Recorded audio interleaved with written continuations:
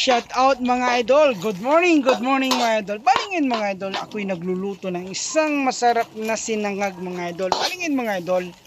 Una kong niluto, nagprito ako ng daing na tuyo bago ako nagsangag mga idol. Nako, amoy pa lang mga idol.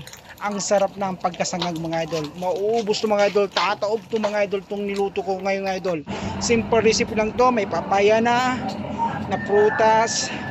Asaka nagprito ako ng tuyo. Kikita mo naman.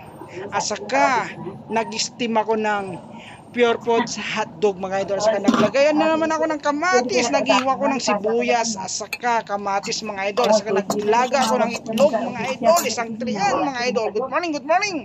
Asaka nagluto ako ng rice na malaking rice cooker mga idol. Kikita nyo naman mga idol. Yan ang ulam namin para sa tanghalian dito sa work ko, dito sa Blue Ocean Department Store, Baguio Center Mall. Yan po ang ulam ng mga simpleng buhay salesman mga idol. Balingin mga idol, binalikan ko yung sinasangag ko, pero lutong-luto na yan mga idol. Kaya minikos-mikos ko na lang para maluto itong sinasangag ko mga idol. Pagkatapos ko dito mga idol na magluto, babalik na ako sa akin pwesto na isang simpleng buhay salesman mga idol. Balingin mga idol, nandito na ako sa ceiling area.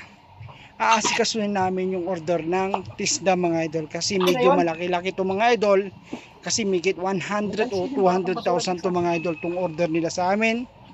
Nandiyan yung mga paray pa na non-stick. Yan, bali ngayon mga idol, nakikita nyo naman na stand up ako.